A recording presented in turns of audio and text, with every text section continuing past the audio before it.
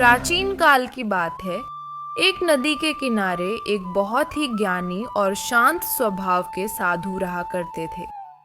वे अपनी कुटिया में ध्यान लगाते और दूर दूर से आए लोगों की समस्याओं का समाधान करते थे। एक दिन एक बहुत बड़ा विद्वान पंडित साधु से मिलने पहुंचा। उस पंडित को अपनी बुद्धिमानी और शास्त्रों के ज्ञान पर बहुत अहंकार था। जब वह पहुंचा तो साधु नदी किनारे चुपचाप बैठे सूर्यास्त देख रहे थे। पंडित ने पास जाकर बड़े गर्व से कहा, महाराज, मैंने दुनिया के सभी शास्त्र पढ़ लिए हैं। मैं हर कठिन प्रश्न का उत्तर जानता हूँ। क्या आप मुझे कुछ ऐसा सिखा सकते हैं जो मैं न जानता हूँ? साधु मुस्कुराए और बोले, पुत्र, अभी अंधेरा होने वाला है। तुम मेरे साथ नाव में बैठो। हम नदी के उस पार चलते हैं, वहीं बात करेंगे। दोनों नाव में बैठ गए। नाव बीच नदी में पहुंची ही थी कि पंडित ने अपनी विद्वत्ता का प्रदर्शन शुरू कर दिया। उसने साधु से पूछा, क्या आपने कभी तर्कशास्त्र पढ़ा है? साधु ने विनम्रता से कहा, नहीं बेटा।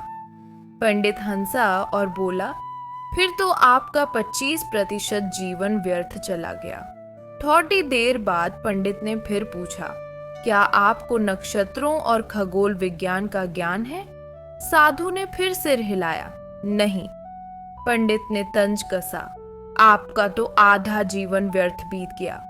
तभी अचानक मौसम बदला और तेज तूफान आ गया। लहरें इतनी ऊंची उठीं कि नाव में पानी भरने लगा और वह डूबने लगी। पंडित डर के मारे कांपने लगा। अब साधु ने शांत स्वर में पंडित से पूछा, वत्स, तुमने दुनिया भर की विद्याएं पढ़ी हैं, बस एक बात बताओ, क्या तुम्हें तैरना आता है?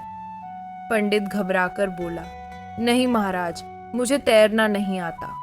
साधु ने मंद मुस्कान के साथ कहा, तब तो तुम्हारा 100% जीवन व्यर्थ होने वाला है, क्योंकि शास्त्र यहाँ काम नहीं आएंगे।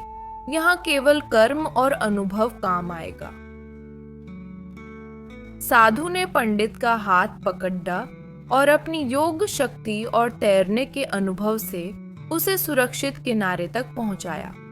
किनारे पहुंचते ही पंडित का सारा अहंकार चूर चूर हो गया। उसने साधु के पैर पकड़ डेड एज लिए और समझ गया कि केवल किताबी ज्ञान ही जीवन नहीं है, बल्कि विनम्रता और व्यवहारिक ज्ञान ही असली संपत्ति है।